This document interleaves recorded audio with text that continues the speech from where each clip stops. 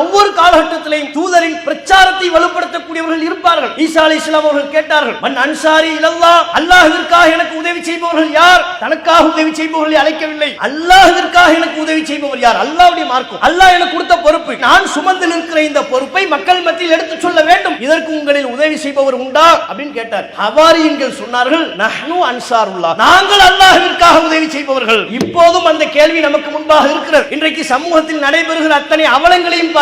இன்றைக்கு சமூகத்தில் மார்க்கத்திற்கு எதிராக நடைபெறக்கூடிய தீமைகளை பாருங்கள், இணை வைப்பை பாருங்கள், நபி வழிக்கு மாற்றமான காரியங்களை பாருங்கள். இவ்வளவு அனாச்சாரங்கள் நடைபெறுகிறதே, இவ்வளவு தீமைகள் தலைவிரித்து ஆடுகிறதே, போதனைகள் காலில் தூக்கி போட்டு மிதிக்கப்படுகிறதே. நபி அல்லாஹ்வும் இல்லாவிட்டாலும் அவர்கள் சொன்னதை போன்று ஒரு தூதரின் அழைப்பு இங்கே இருக்கிறது அல்லவா? மன் அன்சாரி இலல்லாஹ், அதே அழைப்பு இன்றைக்கு நமக்கு முன்பாக இருக்கிறது. அல்லாஹ்விற்காக, அல்லாஹ்வின் மார்க்கத்திற்காக உதவி செய்பவர் யாரும் உண்டா? இப்போது சொல்லுங்கள், உங்களுடைய பதில் என்னவாக இருக்க வேண்டும்? நம்முடைய பதில் என்னவாக இருக்க வேண்டும்? அல்லாஹ்வின் மார்க்கத்திற்காக உதவி செய்பவர்கள் யார்? அதற்கு நம்முடைய பதில் நஹ்னு அன்சாருல்லாஹ், நாங்கள் அல்லாஹ்வின் மார்க்கத்திற்காக களத்தில் நிற்போம். எவன் காசு, பணம், சொந்தம், பந்தம், அதிகாரம், பதவி, பொறுப்பு, எம்எல்ஏ, எம்பி, இதற்கெல்லாம் நீங்கள் அடித்துக் கொண்டு நாடினாலும் நாங்கள் அதன் பின்னே அடைவதற்கு தயாரில்லை. இந்த கூட்டத்தின் சிந்தனையில் எப்போதும் மார்க்கம் மட்டுமே நிற்கும், ஏகத்துவம் மட்டுமே இருக்கும், நபி வழி சுன்னா என்பது மட்டுமே நிற்கும். கண்ணியத்திற்குரிய எல்லாம் அல்ல அல்லாஹ்வின் நல்லடியார்களே, நமது ஜமாத்தின் பொதுக்குழுவிற்கென்று ஒரு தனித்தன்மை உள்ளது. பிற அமைப்புகளை பொறுத்தவரை அவர்கள் நடத்தக்கூடிய பொதுக்குழு உள்ளிட்ட எந்த நிகழ்ச்சியாக இருந்தாலும் உலக ஆதாயத்தை அடிப்படையாக கொண்டு நடத்துவார்கள்.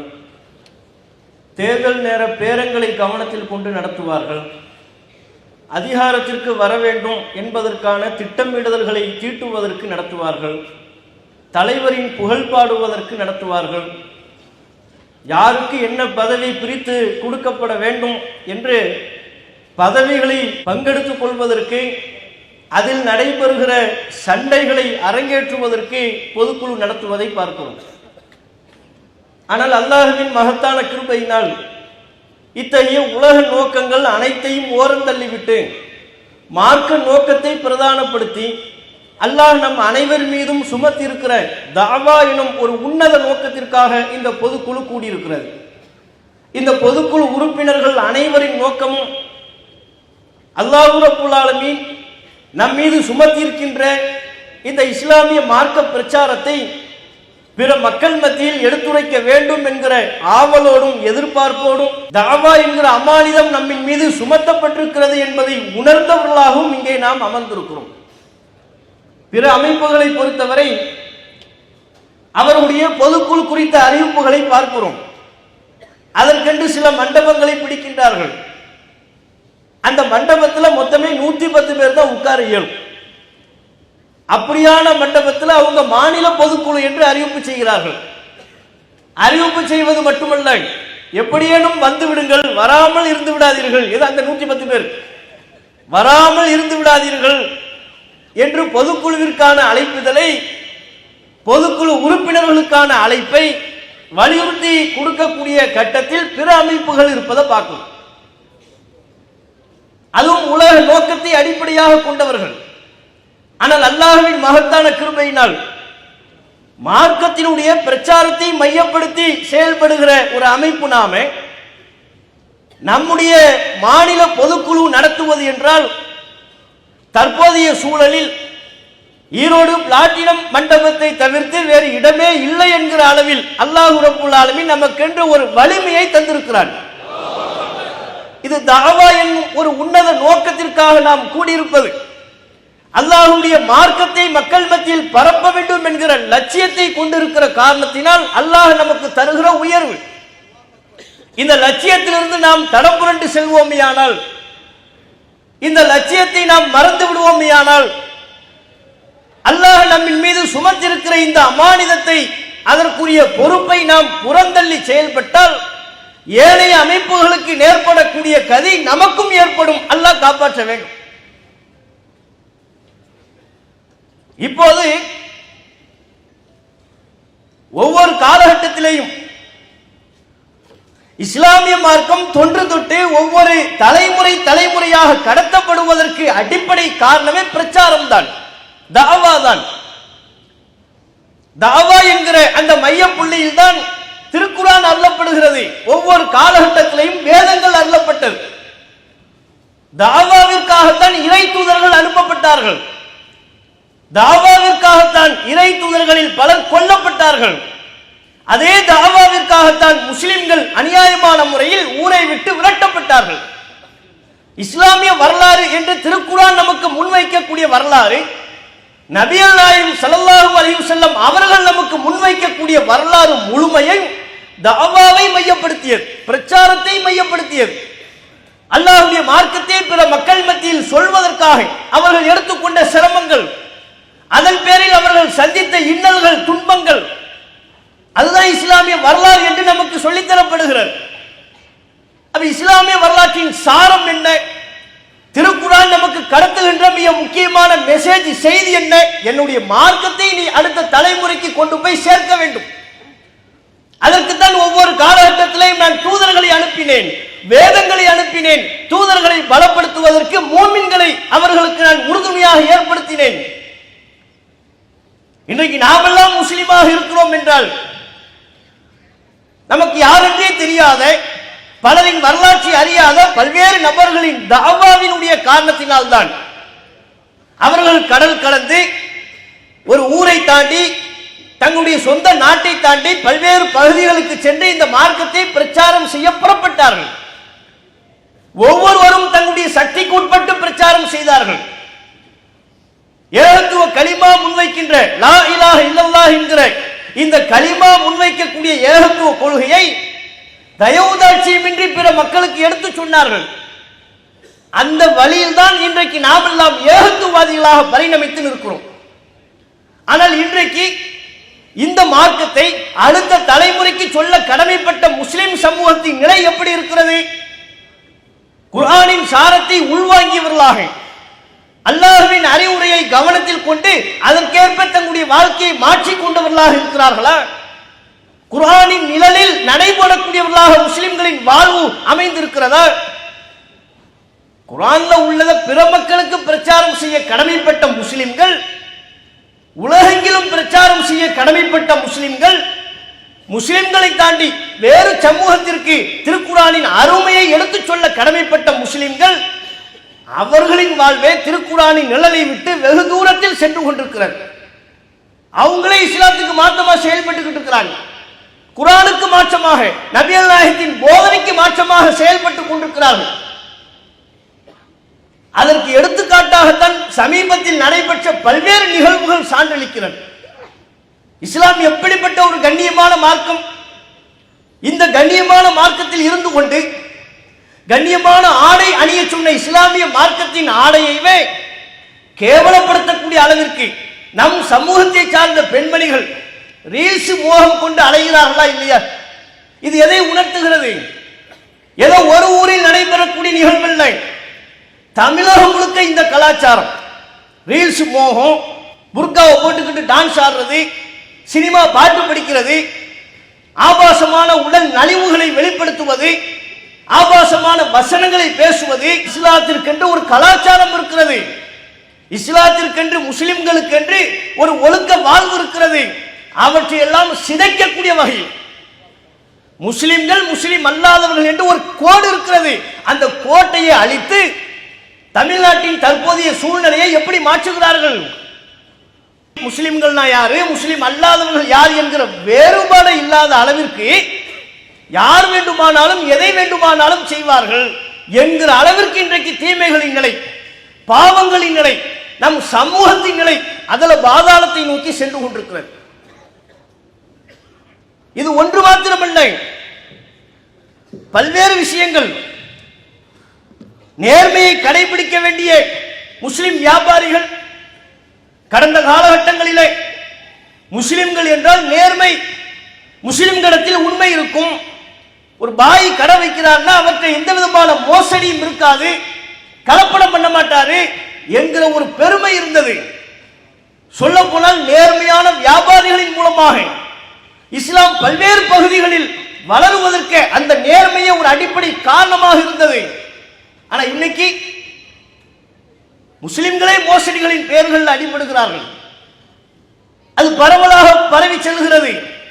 இஸ்லாத்திற்கு அவப்பெயரையும் இஸ்லாத்திற்கு அதனை கடைபிடிக்கக்கூடிய முஸ்லிம்களுக்கு தலைக்குனிவை உண்டாக்கக்கூடிய வகையில் முஸ்லிம்களின் செயல்பாடு அமைந்திருக்கிறது.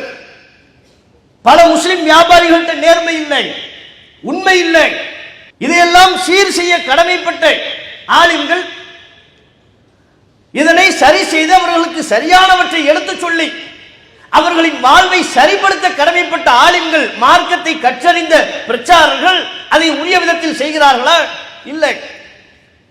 அதிலையும் தமிழ்நாட்டில் இன்றைக்கு முஸ்லிம்களுக்கு ஏற்பட்டிருக்கிற சூழல் மிக மிக மோசமானது. மத நல்லிணக்கம் என்கிற ஒன்றை கட்டமைக்கிறார்கள் தமிழ்நாட்டில். யாரு இதை கட்டமைப்பது? யாரு? எல்லோரும் சேர்ந்து கொண்டு முதலில் இந்த கட்டமைப்பை உருவாக்குவது சங்க பரிவார அமைப்புகள். நீ என் மதத்துக்கு வா, என் கோயிலுக்கு வா, என்னுடைய கலாச்சாரத்தை பின்பற்றி, நீயும் பிறப்பின் அடிப்படையில் ஒரு இந்து தான், ஆகவே நீ என்னை போலவே செயல்பட வேண்டும். நான் எந்த வழிபாட்டு தலத்துக்கு போறோனோ அந்த வழிபாட்டு தலத்திற்கு நீயும் வர வேண்டும். நான் எந்தெந்த கடவுள்களை வணங்கி வழிபடுகிறேனோ அதே கடவுள்களை நீயும் கடவுள் என்று நம்பி வழிபட வேண்டும். கர்வாபசி, தாய் மதம் திரும்புங்கள், இந்த பிரச்சாரம் நீண்ட நெடுங்காலமாக தமிழகத்தில் முன்னெடுக்கப்படுகிறது. முதலில் துவக்கமாக சங்க பரிவார அமைப்புகளால் முன்னெடுக்கப்பட்ட இந்த பிரச்சாரத்தில் இன்றைக்கு எல்லா மக்களும் கலந்து விட்டார்கள். இவரெல்லாம் சங்கியே இல்லை நம்ம நினைப்போம். உண்மையில் அவர் சங்கி என்று அறியப்பட்டிருக்க மாட்டார். ஆனால் அவருடைய உள்ளத்திலேயும் இப்போது என்ன பிரச்சாரம் ஆழமாக உள்ளத்தில் புகுந்திருக்கிறது. அப்ப நல்லிணக்கம்னா வாங்க, எல்லாரும் எல்லா இடத்துக்கும் வாங்க, எங்க கோவிலுக்கு வாங்க, எங்க பண்டிகை கொண்டாடுங்க, நாங்க உங்க தர்காவுக்கு வரத்தானே செய்யறோம். தர்காவே இஸ்லாத்தில் இல்லைன்னு சொல்லிக்கிட்டு இருக்கிறோம். அதை எதிர்த்து நீண்ட நெடிய பிரச்சாரத்தை செய்து கொண்டிருக்கிற வேளையில் இவர்கள் நல்லிணக்கத்தின் அடையாளமாக எதை மையப்படுத்துகிறார்கள்? அல்லாஹ் அல்லாதவர்களை வணங்கி வழிபடக்கூடிய கலாச்சாரத்தை, அல்லாஹ் எதை ஷிர்க் என்று இணை வைப்பு என்று மிக மோசமான பாவம் என்று கடும் எச்சரிக்கையை பதிவு செய்தானோ அந்த படைப்பினங்களை வணங்குவதை நோக்கி நம்மை அழைக்கிறார்கள். அழைப்பது மட்டுமல்ல, அதுதான் மத நல்லிணக்கம் என்று கற்பிக்கிறார்கள். பாப்ப நீ வா, முருகனை வணங்க வா, அதன் பேர்ல ஒரு உறுப்பு கிளம்புதான். அப்ப திருக்குறான் வரலாறு உனக்கு தெரியுதா? இப்ராஹிம் நபி எங்கள் முன்னோர் சொன்னா சரி, மூசா அலைஹிஸ்ஸலாம் எங்கள் முன்னோர் சொன்னா சரி, குர்ஆன் படி நீ வாழக்கூடிய ஒரு மூமின் என்று அர்த்தம்.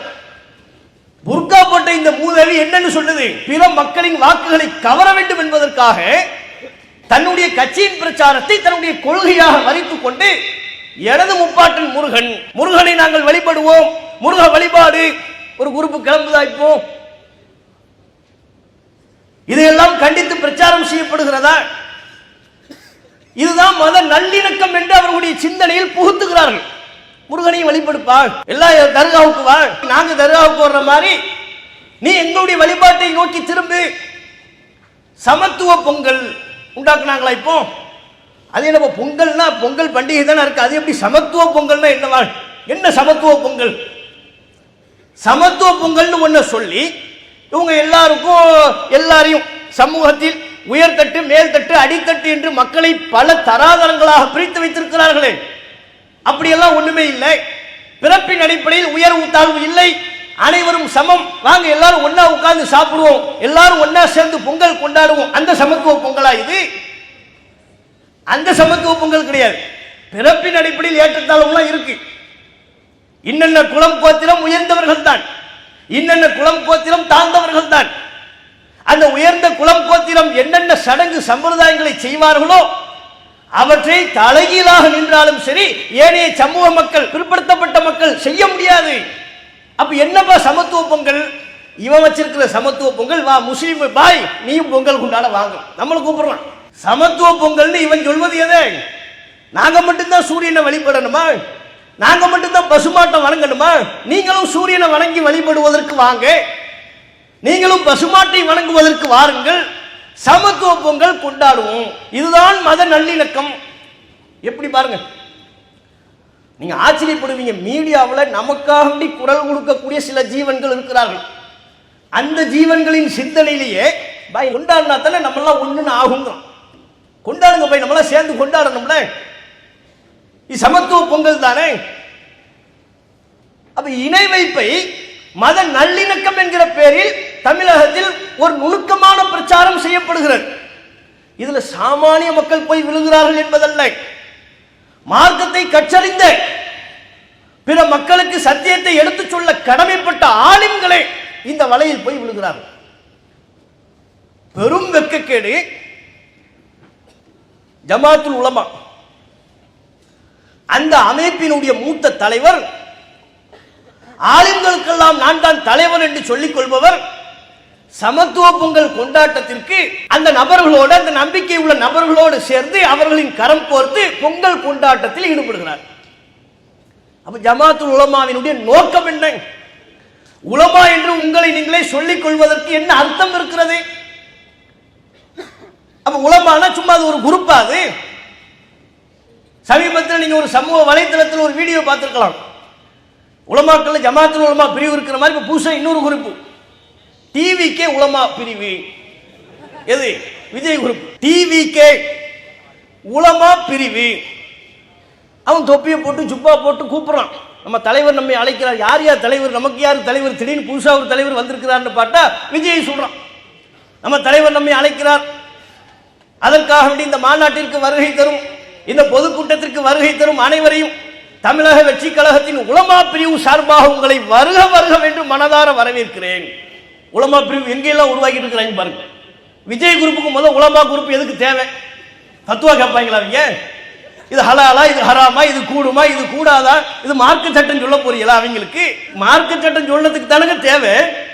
உலமானா யார்? அல்லாஹ்வை பயந்து அல்லாஹ்வை பயப்படும்படி மக்களுக்கு சொல்வது, அவன் தான் உலமா. அந்த பணியை யார் செய்கிறார்களோ அவர்கள் தான் உலமாக்கள்.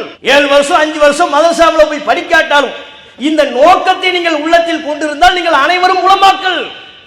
அல்லாஹ்வுடைய அச்சம் நம்முடைய உள்ளத்தில் இருக்கிறதா இல்லையா? அல்லாஹ் நமக்கு தந்திருக்கிற இந்த மார்க்கத்தை 4 பேருக்கு எடுத்து சொல்லணும். அந்த நோக்கத்தில் தானங்க நம்ம பொருளாதாரத்தை செலவு பண்ணிட்டு நீங்க வர்றீங்க. இந்த அமைப்பில் இருப்பதால் உங்களுக்கு துளி பயன் உண்டா? கவுன்சிலர் ஆக முடியுமா? ஆனாத்தான் நாங்க விட்டுருவோமா? நாங்க ஆக முடியுமா? நாங்க ஆனாத்தான் நீங்க விட்டுருவீங்களா? எப்படிப்பட்ட ஒரு கட்டமைப்பு அல்லாஹ் நமக்கு தந்திருக்கிறான் பாருங்க. தாவாங்கிற ஒற்றை புள்ளியில் நாம் அனைவரும் ஒருங்கிணைந்து இருக்கிறோம். இந்த மார்க்கத்தை வைத்துக் கொண்டு நீங்களும் சம்பாதிக்க இயலாது, நாங்களும் சம்பாதிக்க இயலாது.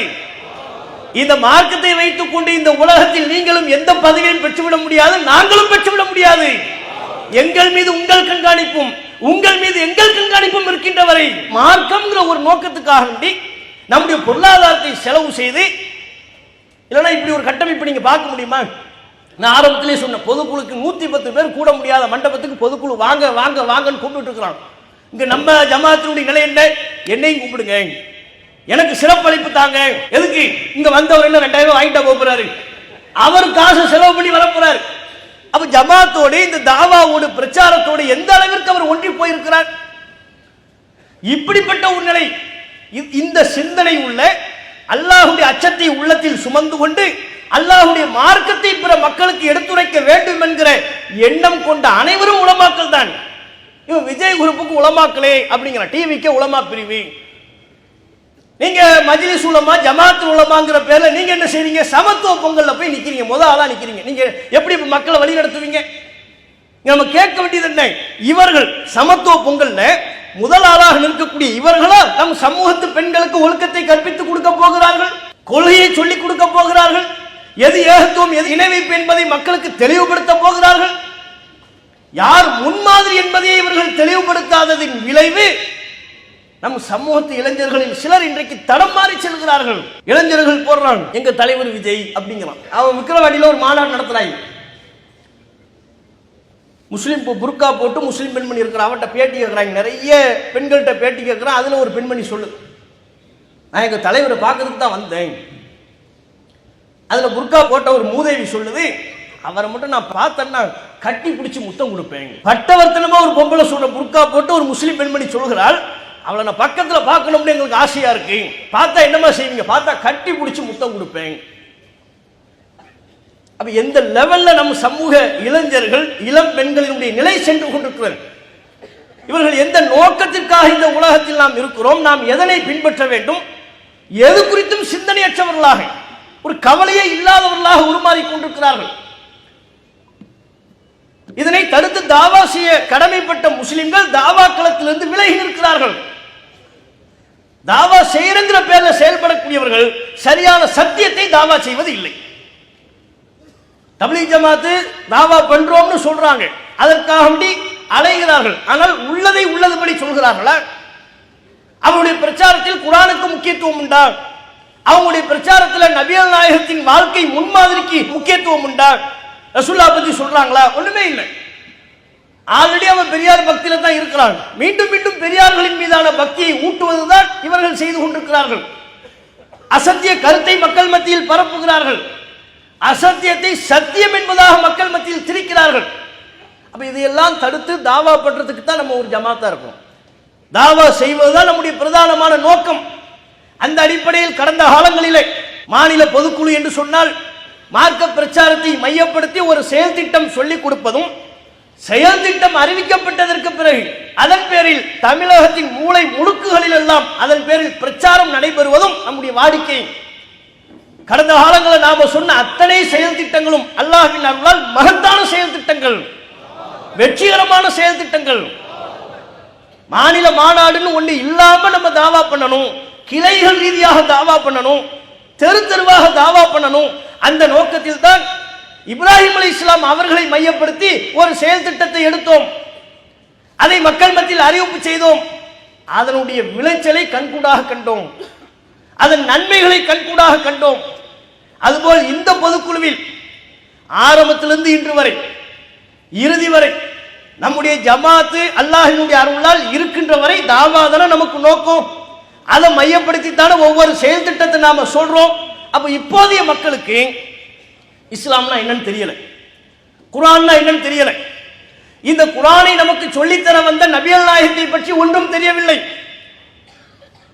கேடுகட்டவர்களை முன்மாதிரியாக கொண்டு செயல்படுகிறார்கள்.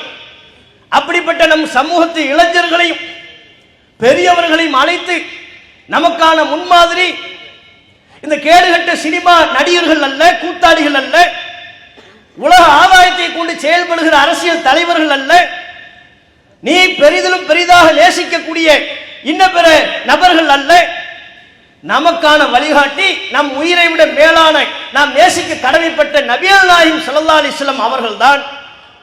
நபிகள் நாயகத்தின் மீதான நேசத்தை இன்னும் நம் சமூக மக்கள் மத்தியின் உள்ளத்தில் ஆழ பதிய வைக்கும் விதமாக நம் சமூகத்து இளைஞர்கள் சில பேர் சொன்னான்ல, எனக்கு எங்க தலைவர் விஜய்னு, இங்க வாடா, உன் தலைவர் விஜய் இல்லை, உன்னுடைய தலைவர் நபிகள் நாயகம். நீ பின்பற்ற வேண்டியது நபிகள் நாயகத்தை, நீ நேசிக்க வேண்டியது நபிகள் நாயகத்தை. இதை இன்னும் ஆழமாக மக்கள் மத்தியில் விதைக்கக்கூடிய விதமாக மாநில தலைமையால் தற்போது அறிவிப்பு செய்யப்படுகின்ற செயல் திட்டம் அண்ணல் நபியே அழகிய முன்மாதிரி. ஏப்ரல் முதல் ஜனவரி வரை எதிர்வரக்கூடிய 10 மாத கால செயல் திட்டம் நபிகள் நாயகத்தை புதிய கோணங்களில் தமிழக மக்கள் மத்தியிலே நாம் எடுத்து சொல்ல போகிறோம். கொள்கை பிரச்சாரம் பிரதானமானது. அதே வேளை தற்போதைய ஆட்சியாளர்கள் அவர்கள் மக்கள் மத்தியில் காட்டக்கூடிய அவலங்கள், மக்களை எப்படியெல்லாம் கூறு போடுகிறார்கள், சாதிய ரீதியாக மத ரீதியாக கூறு போட்டு மக்களை அழிக்கக்கூடிய விதமாக பிரச்சாரம் செய்து கொண்டிருக்கிறார்கள் அல்லவா? இதையெல்லாம் தவிடுபடியாக்கக்கூடிய வகையில் நபிகள் நாயகத்தின் தேவை முடிந்துவிடவில்லை. இன்றைக்கும் நபிகள் நாயகத்தின் தேவை இருக்கின்றது. குறிப்பாக ஆட்சியாளர்களே, உங்களுக்கும் நபிகள் நாயகத்திடம் முன்மாதிரி இருக்கிறது. மிகச்சிறந்த ஆட்சியாளர் நபிகள் நாயகம். அந்த கருத்தில் ஒரு மாதம் முழுக்க நம்ம பிரச்சாரம் பண்ணுவோம்.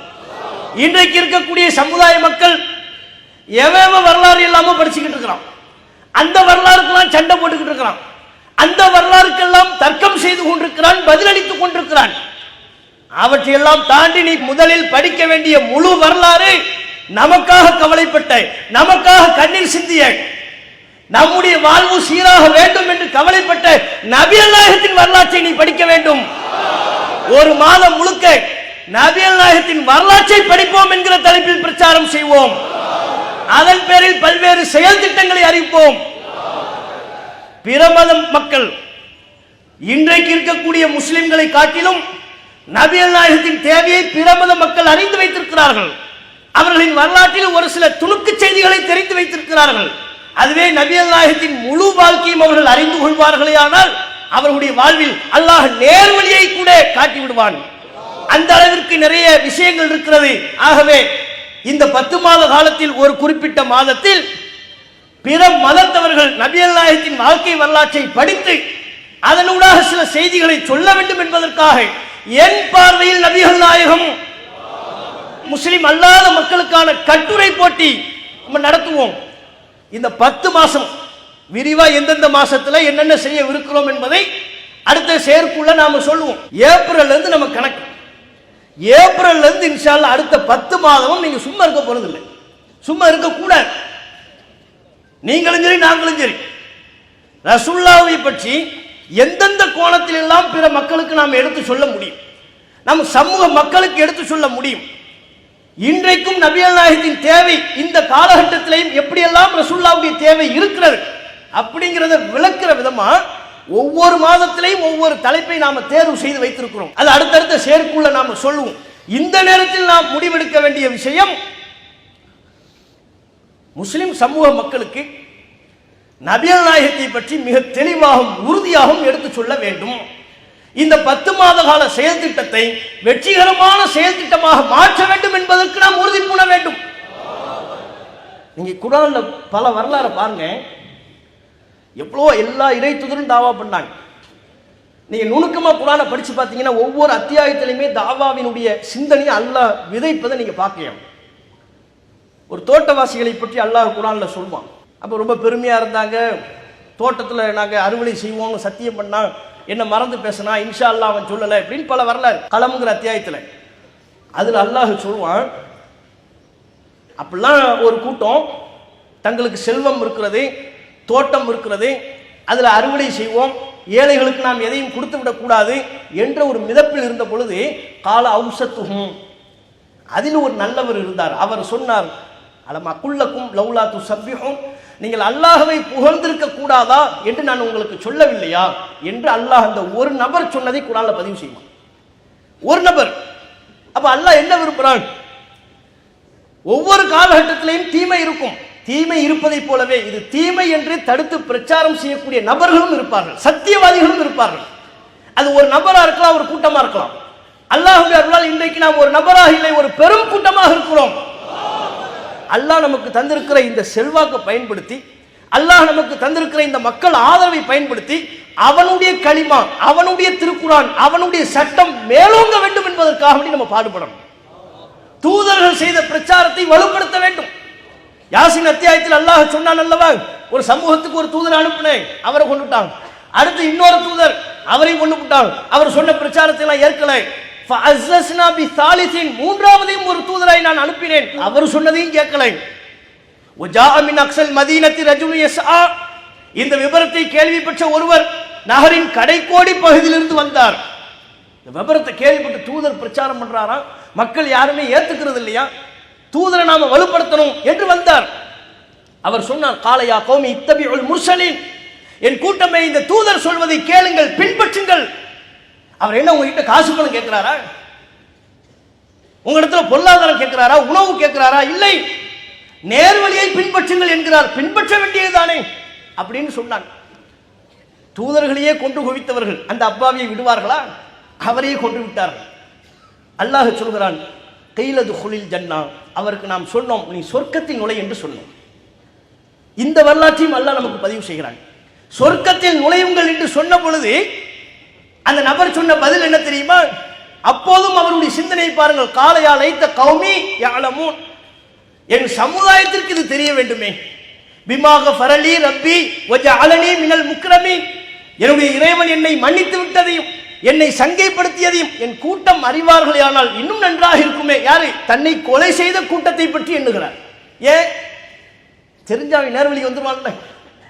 எனக்கு அல்லாஹ் மன்னிச்சுட்டான், மறுமையில் ஒரு வாழ்க்கை இருக்கு, அது நன்மை செய்தவர்களுக்கு சொர்க்கம் உண்டு, தீமை செய்பவர்களுக்கு நரகம் உண்டு, நன்மை செய்பவர்களை அல்லாஹ் கண்ணியப்படுத்துவான், இதுவெல்லாம் என் கூட்டத்திற்கு தெரிந்தால் அவர்கள் நேர்வழி பெறுவார்கள் என்று அப்போதும் கவலைப்பட்டதாக திருக்குர்ஆன் நமக்கு சொல்லித் தருகிறது. இந்த வரலாற்றை அல்லாஹ் ஏன் நமக்கு சொல்ல வேண்டும்? இதனூடாக ஒவ்வொரு காலகட்டத்திலையும் தூதரை வலுப்படுத்தக்கூடியவர்கள், தூதரின் பிரச்சாரத்தை வலுப்படுத்தக்கூடியவர்கள் இருப்பார்கள். ஈசா அலைஹிஸ்ஸலாம் அவர்கள் கேட்டார்கள், மன் அன்சாரி இலல்லாஹ், அல்லாஹ்விற்காக எனக்கு உதவி செய்பவர்கள் யார்? தனக்காக உதவி செய்பவர்களை அழைக்கவில்லை.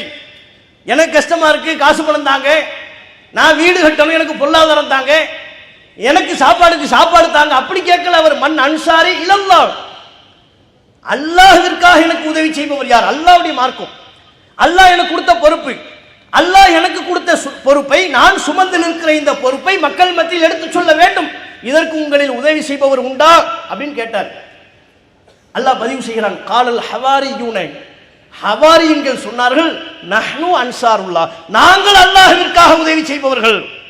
தூதரே நீங்கள் கவலைப்பட வேண்டாம், அல்லாஹ்வின் இந்த மார்க்கத்திற்காக உங்களுக்கு உறுதுணையாக, பக்கபலமாக, இறை மார்க்கத்திற்கு உதவி செய்பவர்களாக நாங்கள் இருப்போம் என்று சொன்னார்கள். ஆகவே இப்போதும் அந்த கேள்வி நமக்கு முன்பாக இருக்கிறது. இன்றைக்கு சமூகத்தில் நடைபெறுகிற அத்தனை அவலங்களையும் பாருங்கள், இன்றைக்கு சமூகத்தில் மார்க்கத்திற்கு எதிராக நடைபெறக்கூடிய தீமைகளை பாருங்கள், இணை வைப்பை பாருங்கள், நபி வழிக்கு மாற்றமான காரியங்களை பாருங்கள். இந்த நேரத்தில் தான் தூதர் இல்லாவிட்டாலும் தூதரின் அந்த கேள்வி நமக்கு முன்பாக இருக்கிறது. இவ்வளவு அனாச்சாரங்கள் நடைபெறுகிறதே, இவ்வளவு தீமைகள் தலைவிரித்து ஆடுகிறதே, என்னுடைய போதனைகள் காலில் தூக்கி போட்டு மிதிக்கப்படுகிறதே. மன் அன்சாரி இலல்லாஹ், அதே அழைப்பு இன்றைக்கு நமக்கு முன்பாகவும் இருக்கிறது. அல்லாஹ்விற்காக, அல்லாஹ்வின் மார்க்கத்திற்காக உதவி செய்பவர் யாரும் உண்டா? இப்போது சொல்லுங்கள், உங்களுடைய பதில் என்னவாக இருக்க வேண்டும்? நம்முடைய பதில் என்னவாக இருக்க வேண்டும்? நபிகள் நாயகம் இல்லாவிட்டாலும் அவர்கள் சொன்னதை போன்று ஒரு தூதரின் அழைப்பு இங்கே இருக்கிறது அல்லவா? அல்லாஹ்வின் மார்க்கத்திற்காக உதவி செய்பவர்கள் யார்? அதற்கு நம்முடைய பதில், இந்த பொதுக்குழுவின் பதில், இந்த உறுப்பினர்களின் பதில், நஹ்னு அன்சாருல்லாஹ், நாங்கள் அல்லாஹ்வின் மார்க்கத்திற்காக களத்தில் நிற்போம். எவன் காசு பணம் சொந்தம் பந்தம் அதிகாரம் பதவி பொறுப்பு எம்எல்ஏ எம்பி இதற்கெல்லாம் நீங்கள் அடித்துக் கொண்டு நாறினாலும் நாங்கள் அதன் பின்னே அடைவதற்கு தயாரில்லை. இந்த கூட்டத்தின் சிந்தனையில் எப்போதும் மார்க்கம் மட்டுமே நிற்கும், ஏகத்துவம் மட்டுமே இருக்கும், நபி வழி சுன்னா என்பது மட்டுமே நிற்கும் என்பதை இந்த நேரத்தில் பதிவு செய்து இஹ்லாஸோடு, மன தூய்மையோடு, அல்லாஹ்விடத்தில் நாளை மறுமை நாளில் கூலியை பெற வேண்டும் என்கிற எண்ணத்தோடு இந்த மார்க்கத்தை பிற மக்கள் மத்தியில் எடுத்துச் சொல்லக்கூடிய நன்மக்களாக அல்லாஹ் ரப்புல் ஆலமீன் நம் அனைவரையும் ஆக்கி அருள் புரிவானா என்று கேட்டு என்னுடைய உரையை நிறைவு செய்து கொள்கிறேன். வாஹிர் தாவானா அனில் ஹம்துலில்லாஹி ரப்பில் ஆலமீன். அஸ்ஸலாமு அலைக்கும் வரஹ்மத்துல்லாஹி வபரகாத்துஹு. அல்லாஹு அக்பர், அல்லாஹு அக்பர்.